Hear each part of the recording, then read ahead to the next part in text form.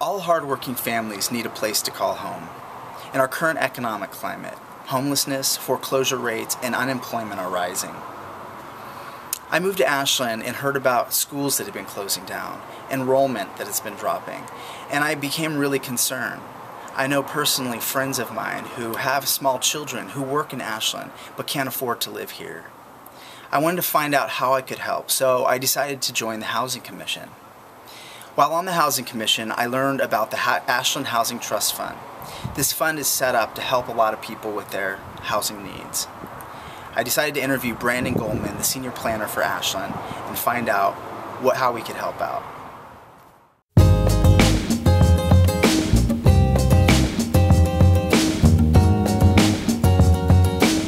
Well, my name is Brandon Goldman. I'm the senior planner for the city of Ashland and have worked on the housing program since about 2004.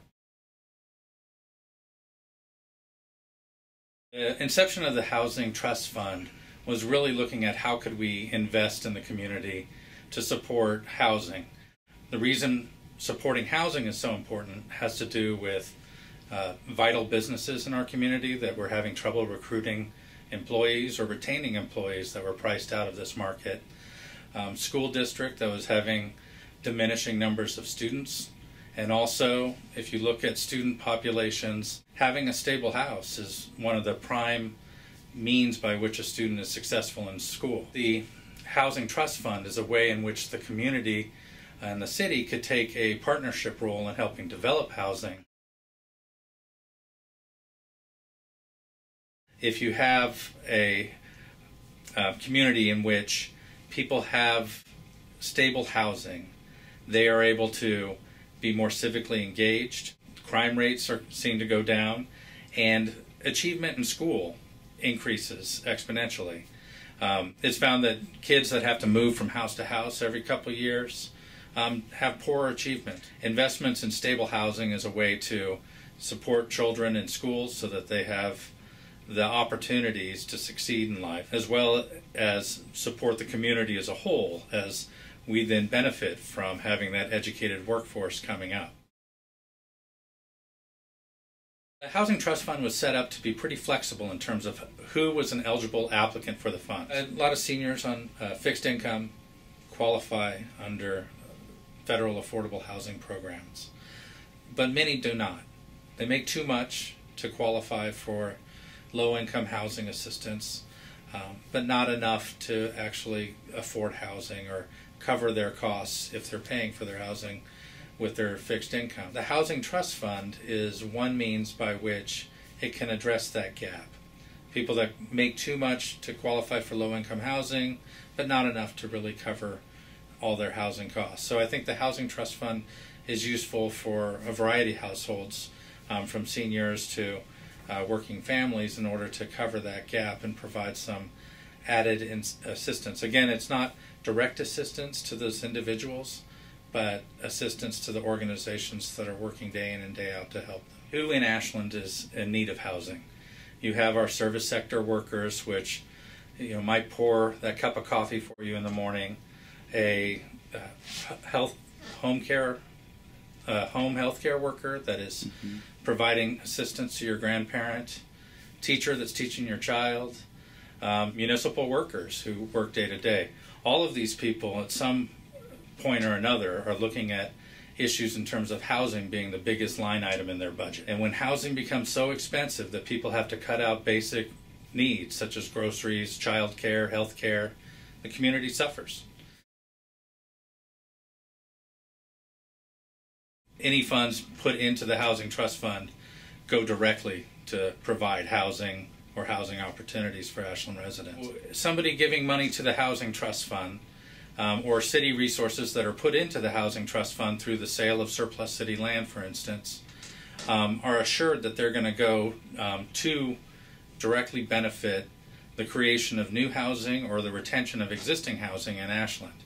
By working in partnership with existing organizations, the Housing Trust Fund was envisioned that we wouldn't be duplicating the efforts that are already underway. There's a lot of successful organizations that are providing new housing for ownership, new rental housing, as well as housing rehabilitation. The state of Oregon has a housing trust fund in which funds go in and support housing statewide. Doing it locally gives a little additional latitude in terms of the city being able to direct the resources to address changing market conditions locally. One of the best ways to use those funds most efficiently is to look at properties that are vulnerable to moving out of affordability. Already an existing apartment complex that's been providing stable housing for families for a number of years, moving into a point of disrepair, a property owner may be looking at the opportunity to sell that, move it out of an affordable housing program. By being able to invest in that property that's already built, do some of the maintenance on it, and retain it as affordable for 30 years, it's really a very clean and efficient way to maintain existing housing in the community that's already benefiting households. Today, with housing costs being relatively stagnant, but incomes not rising as fast as even the cost of living, in those situations, maybe directing the funds towards rental housing. Ashland's a desirable community, as we all know. That's why most of us chose to live here. And people have a choice in terms of where they want to live. In an ideal world, we would have parity between what the incomes of the community are for the jobs that are currently in the town and the housing costs. And with that balance struck, people that work here are able to find housing here. When there becomes a gap between that income and the cost of housing, as we see between the high cost of ownership housing in the community and the incomes that are generated from essentially a service sector economy, you have hardworking families that are here that aren't able to find a place to live that's within their means. I think Ashland benefits from having a large student population with Southern Oregon University, and that student population fills a lot of jobs at the lower end of the economic spectrum.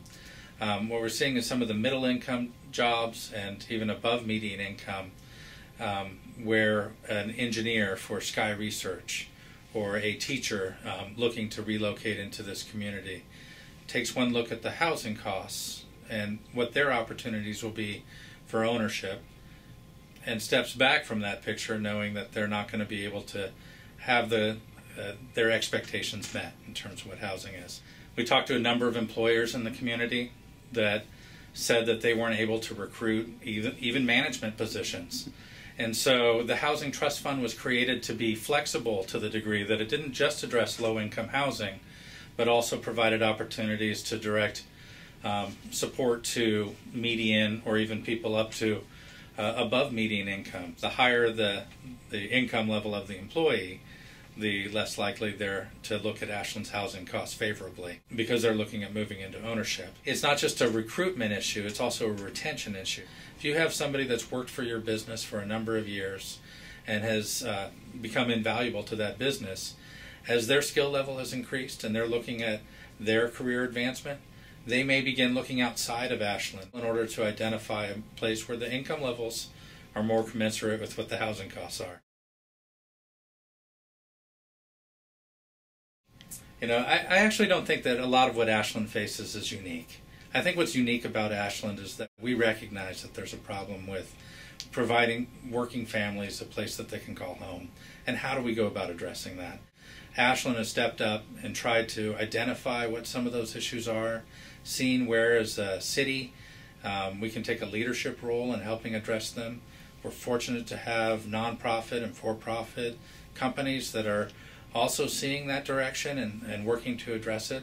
So I think we're unique in that way. Work is being done on a daily basis to recognize that the community will be better in the long term if we don't postpone the inevitable and start addressing this issue head on. Well, we've been fortunate to see contributions to the Housing Trust Fund from the city through the sale of surplus property, but it's also structured in such a way that private donations can go into the Housing Trust Fund. And we have had individual donations. We've been contacted by individuals looking at donating their property, wanting to know assuredly that it's going to go to support the community, and specifically in the arena of housing. By having the Housing Trust Fund in place, It's a structure that someone can take a look at and be very clear in terms of what funds they're donating to the Housing Trust Fund and how those funds will be used to invest in the future of the community. If the trust were sizable enough, you could essentially support activities just off the interest of that trust fund. We're nowhere near there. If the trust fund can grow over the years to the point where it has a stable funding stream that comes in, then you can predict how much can go out in any given year and still maintain a solvent trust fund.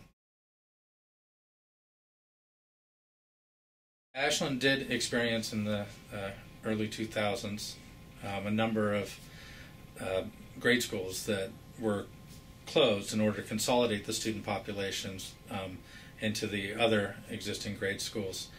That is really the result of a demographic shift in Ashland. Families with children were looking at opportunities to buy elsewhere and moved out of town because housing costs had gotten so high.